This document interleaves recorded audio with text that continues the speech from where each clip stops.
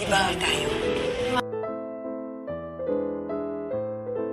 Aking tala sa gabing madilim, ikaw ang bawat sana sa lahat ng hiling, sa hirap man o sa saya Ay, grabe talaga nangyayari ngayon sa abot kamay na pangarap na kung saan nga pinakita na nga ang episode para sa Lunes. O ito nga yung teaser no, na kung saan pinakita nga unang-una dito is ito nga si Moiranyes guys. Kasi magkakaroon nga ng mga activities dito sa kulungan. Kasi sa bisita nga nitong mga nurses at mga doktor is nag-provide din sila ng kumbaga parang activity para naman hindi naman maboring lahat ng mga nakakulong doon, at kasama na nga doon si Moira at naman sila Lotus, na kung saan nga is maraming nangyayaring activities. Tapos ito, this time ito namang si Moira is nandun naman siya sa may stage na kung saan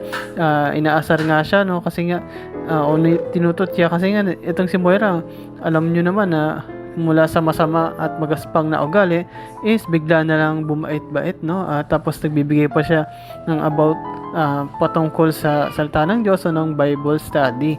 Ngunit naririnig mo talaga na talagang inaasar itong si Moira at sinusubukan yung pasensya niya.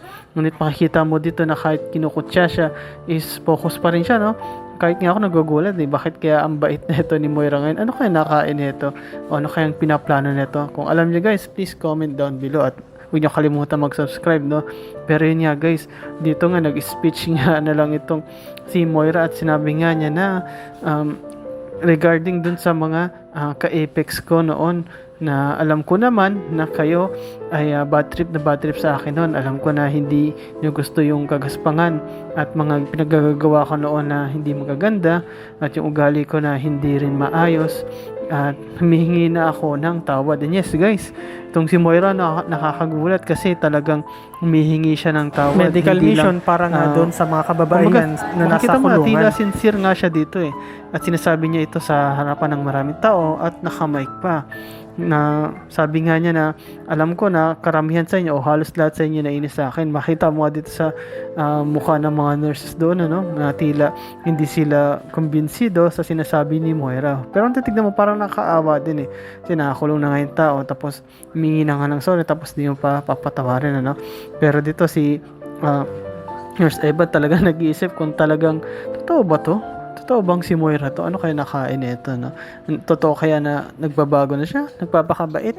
Baka nagbabait-baitan, no? Actually, nakikita ngayon nila at naririnig din, no? Nila Lynette, nila Moira, ni Giselle, pero sila istila hindi naniniwala, lalo na itong si Giselle. At talaga lahat is nagtataka at hindi kumbinsido kung totoo ba talaga ito ngang sinasabi ni Moira. Alam nyo naman guys na itong si Moira is magaling to, no? Magaling to magawa ng kwento, magaling to sa lahat ng bagay, lalo na kung yung bagay na yun is makakatulong sa kanya at makakalusot siya doon. At makita mo rin na itong ang si Zoe is tuwang-tuwa, no, sa nakikita niya sa ina-attitude o inuugali ng nanay niya, na kung saan nga kumbaga parang proud I'm a proud daughter, no? May ganun-ganun po yung epekto. Kung saan talaga sinusupport niya talaga yung nanay niya, kasi like mother like daughter talaga yung dalawa na yan kumbaga kung ano inisip ng isa dapat ganun din sa kanila, at dapat kung tumahimik yung isa dapat tahimik talaga, kasi kung hindi mahuhuli sila sa mga kalokohan nila. At dito nga guys, nag-uusap nga itong si Carlos at ito nga si Chang Susan, at yung pinag-uusapan nga nila guys is ito nga si Moira, kasi nga laganap na no, na mga chismis na ito nga si Moira is mabait na raw nandun nga sa kulungan. Ngunit hindi naman lahat o halos lahat actually nagugulat at karamihan talaga is hindi makapaniwala. Ngunit sinasabi nga dito ni Chang Susan na baka nga totoo nang nagbago itong si Moira, baka nga naman mabait na siya. Ngunit sinasabi ni Carlos na hindi yun maaari.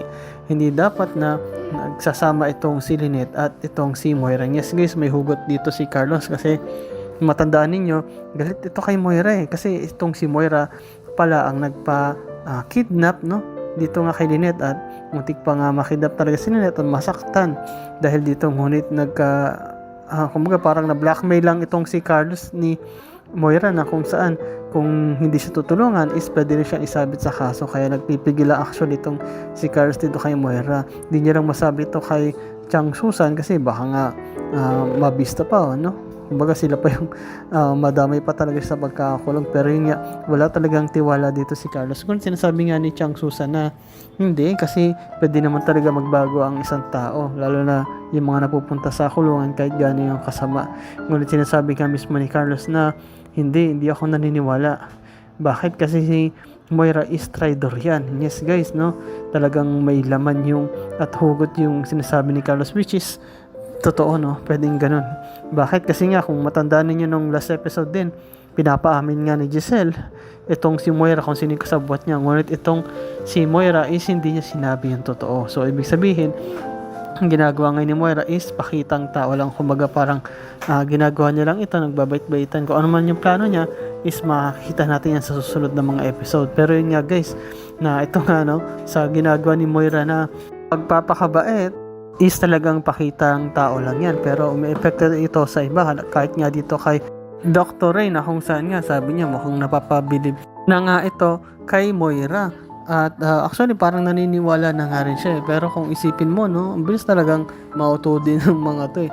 Kasi kung isipin mo, ang laki talaga ng ginawang kasalanan neto ni Moira na kung saan kung sa'yo mangyari yun, di ko alam kung mapapatawad mo itong si Moira na tila dito lang sa maliit na speech na ginawa niya is tila gusto na siyang patawarin ng lahat, no?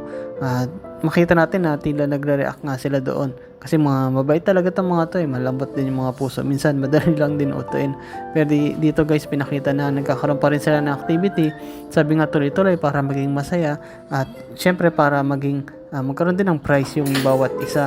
At dito nga guys ipinakita na o sinabi na kailangan nilang magkaroon ng partner sa activity para maging masaya sila, no? At lahat sabi kailangan yung maghanap na ng partner o ng kapareha para nga magsimula na yung game. At ito nga guys, no, si Moira bigla siyang lumapit dito kay Lynette. Sinabi niya na, Lynette, pwede ka bang ikaw ang partner ko? Yes guys, nagulat itong si Lynette. Actually hindi nga siya makapaniwala na itong si Moira is humihingi sa kanya ng tulong. At sa totoo lang, medyo kinakabahan niya itong si Lynette dito kay Moira kasi baka kung ano na naman ang gawin nito ni Moira kay Lynette, no? Baka ito na yung chance niya ni Moira na makaganti nga dito kay Lynette at sa harapan pa ng maraming tao pwede siyang ipahaya neto. Pero yun nga guys, ang tanong dyan guys talaga is kung ito bang si Moira is nagbago na o baka naman nagbabait-baitan lang ito.